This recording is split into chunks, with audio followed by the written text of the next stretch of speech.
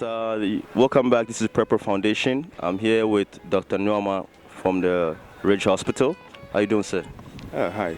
How are you doing? I'm very good, very good. The reason for this interview is basically to just ask you a couple of questions relating to the health sector. And you being the doctor, we think you're one of the right people to ask these questions. So the first question I had for you was, what are some of the challenges you think Ghana is facing as far as the health industry is concerned? Oh, whoa. I mean, talking about challenges, if I should start talking about challenges, I think you're going to spend the whole day here. Oh, yeah? Lots and lots and lots of challenges here in Ghana.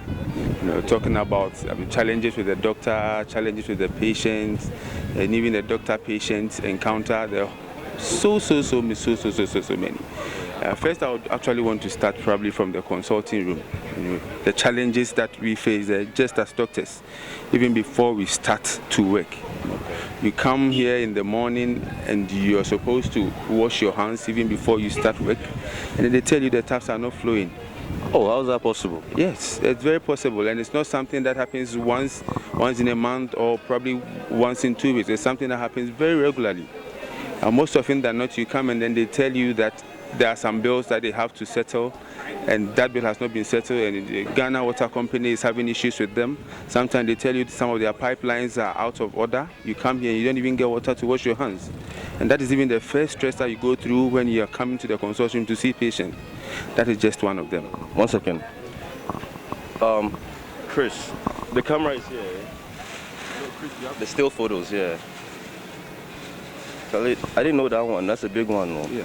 Just to wash your hands. Yeah, just to wash your hands. So it's an issue. So, like, if it's a hospital. Yeah.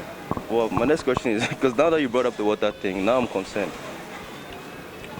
Okay, so you did mention that sometimes there's not enough water, like lack of water, and in the hospital, is there a solution to that? What do you think we can do to solve that problem, especially? Well, I think that most part has to do with the management of the hospital.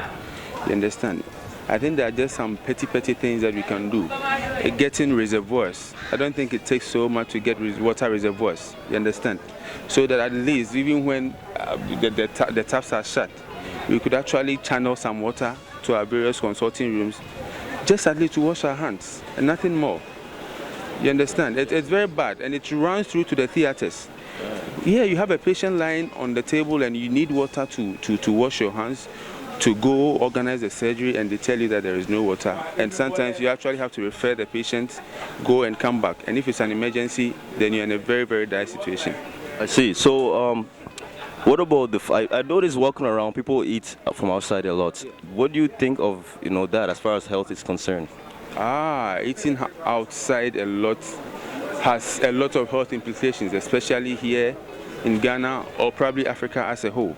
When we talk about these diseases that we contract from food, it's very, very prevalent here in our sub-region. Some people going out to eat and they not washing their hands, it's one issue. And even those who prepare the food. I don't know what measures they take to prepare the food, but sometimes they prepare the food and it's so infested. They don't even care where the environment within which they prepare, where they even buy their foods to prepare. Yes, and there are no regulations as to that. I feel that there should be a body that should govern these sites that people go to buy food. Yes, there should be a regulation that's going to serve as a check and a balance. You understand? You should be licensed to even serve. Exactly my point. You should be licensed before you serve to the public, because it has a whole lot of health implications. I mean, the health minister goes to read the budget and you realize that a chunk of the money goes into, curbing these epidemics. Talking about cholera and typhoid, which actually break out within the year. Sometimes twice, 3 times within the year. We spend so much money. The government spends so much money even to quarantine these patients to treat them. So I think it's of major concern, and I really wish that this platform is actually going to be a starting point. I would be very, very glad. Definitely. Another thing I wanted to talk about. So most of the patients that come in, what do you think are the most common diseases or illnesses that they face? Is it sexually related or just like you said, cholera? Here in our sub-region, we all know that malaria is the leading cause of illness in our sub-region. It contributes to about 40% of all diseases that affect us here as a nation, yes, and even in our sub-region. So malaria is number one, and then other infectious disease, talking about the cholera, the typhoid, which is also as a result of poor hygiene. It's also one of the leading causes of diseases here in our sub-region. Sexually transmitted diseases, yes, fine, but I think that has to do entirely with education. Yes, educating the public about taking responsibility of their sexual life. Talking about abstinence, use of condom, I think we are not doing much. So STDs, as a matter of fact, is also one of the leading causes of illness. But malaria has always been the number one. Malaria, and that's also because the mosquitoes. Oh, well, yes, mosquitoes. But it's not just about mosquitoes. It's about keeping our environment, clean. You understand? These mosquitoes, they thrive well on water bodies. You understand? And in the bushes. And we have a lot around here. So if you're able to curb these things, I don't think it should be a problem.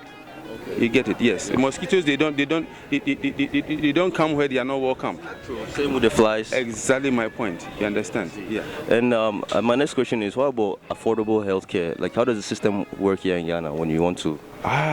Talking about affordable healthcare is also another big issue, all on its own. I'm sure we have what we call the National Health Insurance System here. Yes. Well, in my personal opinion, I don't think they are doing bad at all.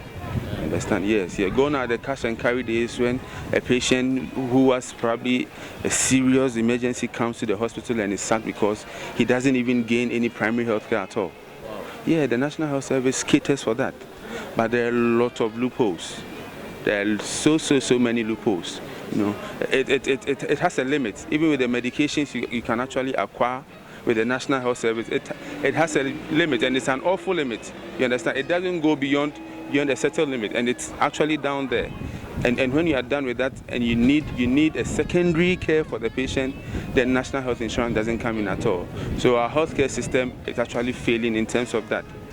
Yeah. But I mean, I would say that it's improved, considering from before, considering some time back, and now I think it's improved with the National Health Insurance System, but there are a lot of loopholes. Yeah.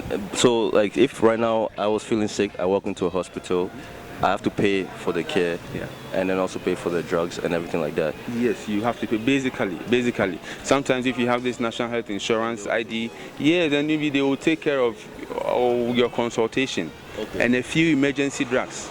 Okay. And probably a few drugs that you would need, but most of the time they are the basic drugs. But where the doctor prescribes a drug that it's not common, then it becomes an issue. And unfortunately, these uncommon drugs are the expensive ones. Oh, really? Yeah, so it comes back to zero, sort of. I see. Yeah. So do you think a lot of patients, even though they know they are very ill and not well, they refrain from coming to hospital because they can afford it? Oh, yes, a lot. We see them here a lot, even with our chronic patients. You see a diabetic who comes here with a very bad foot ulcer. And then you ask why he's been staying at home all this while. He will tell you that he didn't have money to buy these medications, and they only come here when it's getting worse and it's turned into an emergency. And most often than not, there isn't much you can do for these patients. So it's a lot of an issue when you come here. Yeah.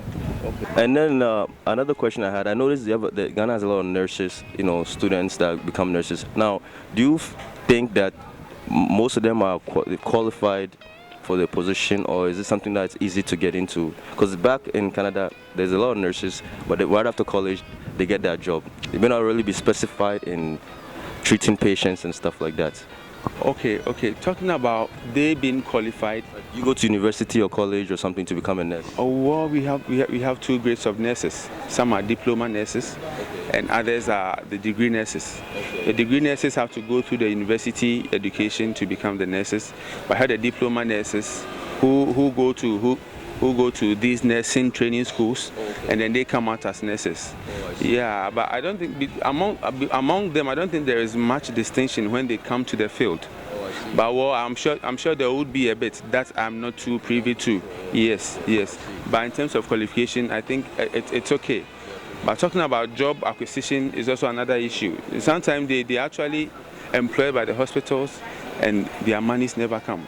Oh, how? Yeah, 21 months and people are not being paid. But isn't there a system to, like, if you're not getting paid, you have to complain or something? Hey, they keep complaining. There's a system. There's a controller and accountant general who's supposed to be taking care of all this. But sometimes they tell you that there's so much paperwork that has to go on. But I'm wondering why there should be so much paperwork for it to take 21 months. Yeah, it's almost a year. Yeah, almost 2 years actually. What am I saying? That's 2 years. 2 years. So it's an issue. So talking about they getting employed, yes, but they getting money for the reason for which they are being employed is also another issue. But that could affect them on the job, or? Oh, a lot. Yeah, you go to the hospital and then you realize that some of them are so frustrated.